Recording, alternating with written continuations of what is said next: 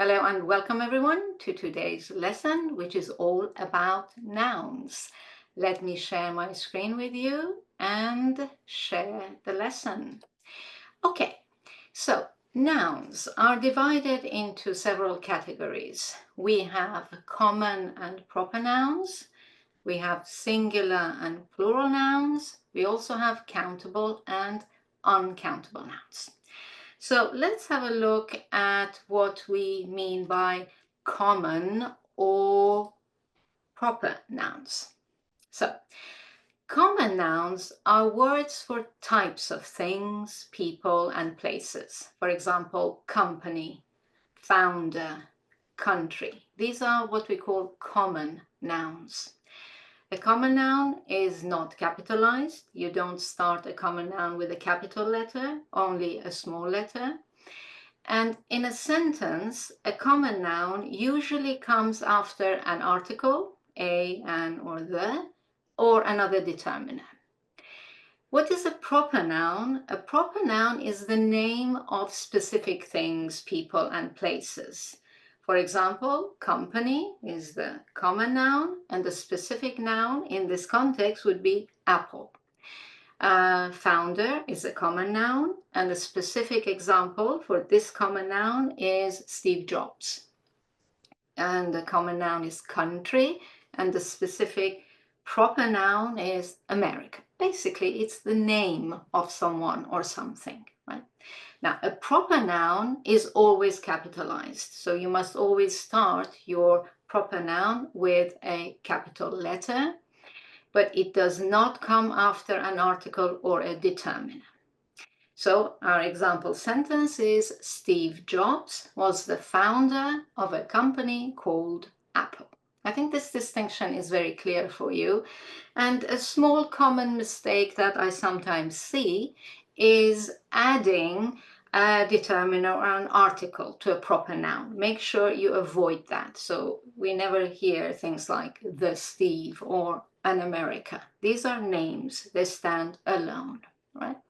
But an important exception is that some countries and organizations have the word the as part of their name.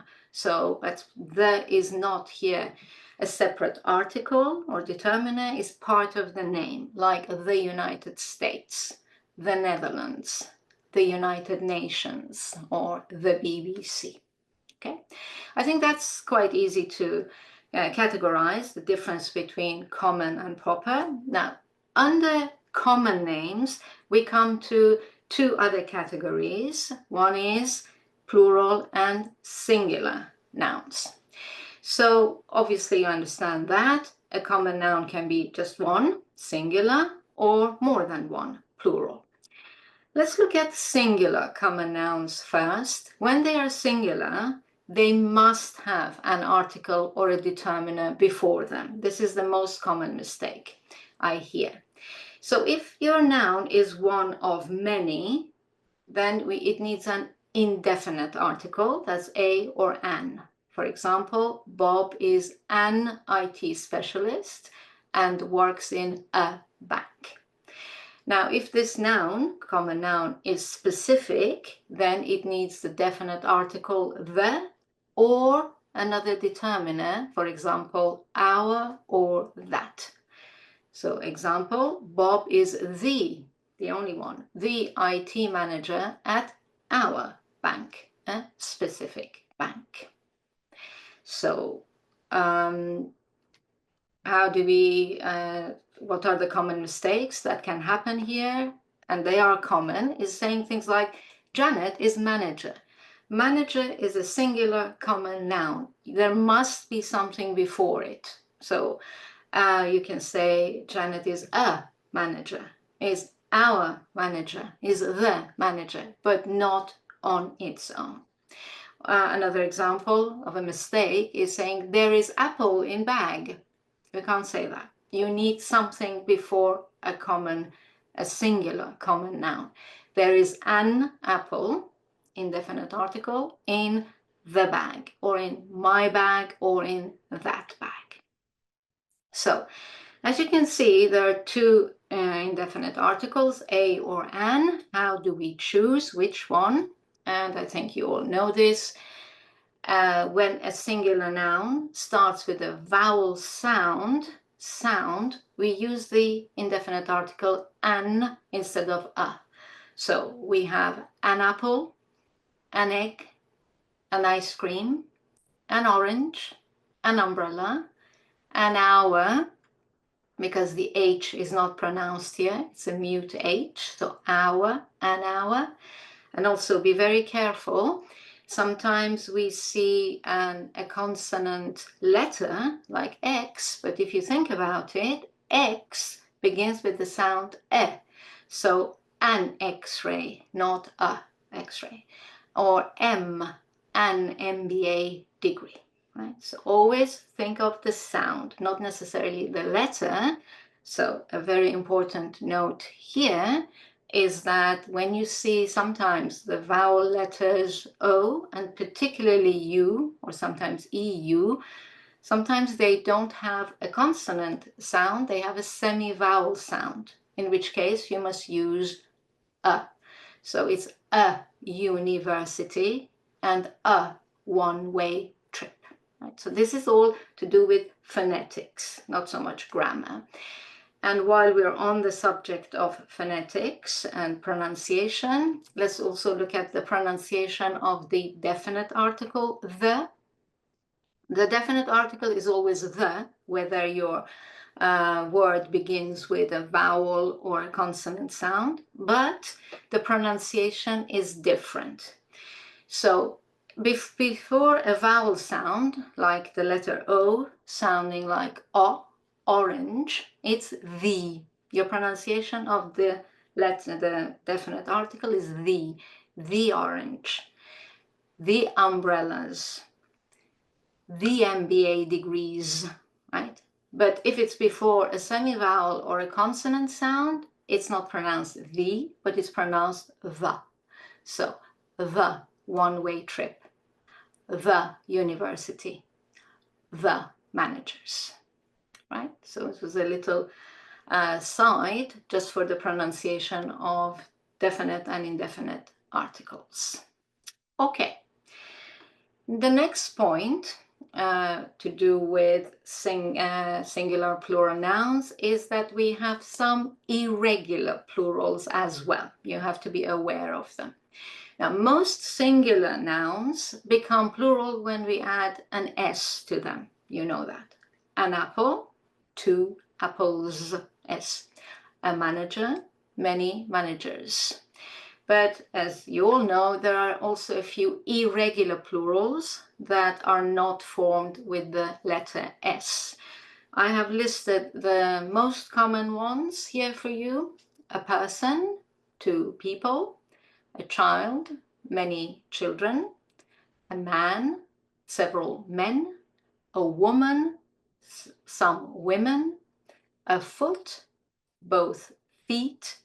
A tooth, a lot of teeth. A mouse, 3 mice. And an analysis, a few analyses. There are a few more, but these are the common ones that you need to know. So, where do we go from here? When the common noun is plural, now there are 2 possibilities. Your plural common noun can refer to that noun in general, in which case you don't need an article or a determiner. For example, I love flowers. I love children. So when it's plural, when your noun, your common noun is plural, you don't necessarily need an article. When you don't have an article, you're talking about all, everything in that group. I love flowers in general. I love children in general. But if your plural common noun refers to a specific group of that noun, then again, you must have a determiner before it. So for example, I love the flowers in your garden, or I love these flowers, specific group. I love her children, or I love those children. So another important message point here is that you must not add an S to an adjective even when it describes a plural noun. So obviously a pink flower, but not some pinks flowers. Adjectives do not become plural. Remember that, because in some languages they do, and I sometimes hear this mistake. So an important analysis, a few important analyses. No S on an adjective. Right, that's all for singular plural nouns, common nouns. Let's finish with the next category, the final category, which is countable and uncountable nouns. So most common nouns are countable. That means they have a plural form. We have just looked at some regular and some irregular ones. A manager, many managers with S, that's a plural, regular plural. A person, two people, irregular plural. That's 99% of nouns are countable. But there are a few also common nouns that do not have a plural form. They're always singular, and we call these uncountable nouns. And some examples are milk, bread, rice, flour, things like that, furniture, equipment, traffic, snow, fog. And some abstract ones that I often hear mistakes with are knowledge, wisdom, advice, important one, news, information, and feedback. So what are the common mistakes made in terms of this group? Are two common mistakes that I hear. The first one is obviously counting these nouns, adding a or an or s to them, saying things like I need an advice or I need advices. Avoid completely. You have to say I need advice, right? No a or an, no s. If you want to add a determiner before, you can use some or your. I need some advice. I need your advice. If you absolutely want to count these nouns that are uncountable grammatically, you need to bring in a noun that counts them for you. For example, for advice, the noun, a countable noun that you can bring in is piece. Now you can say, I need a piece of advice. It has become countable. So be very careful with these nouns. You need to more or less memorize the list of these nouns. I have given you in the previous slide the most common ones to make sure at least you know those. And finally, common mistake number 2 that happens a lot with these countable and uncountable nouns is not respecting subject-verb agreement. Mistake, very common mistake, is many people was surprised because you don't see the S. You think, oh, people, singular. People is an irregular plural, so it's many people were surprised. Or if you think feedback, a lot of you think feedback is countable. In your mind, it's countable. So, and although you haven't put the S, you've remembered it's not feedbacks, it's feedback, but your mind goes towards plural. And I often hear this mistake. His feedback were helpful. No, feedback is an uncountable noun, therefore it needs a singular verb. His feedback was helpful.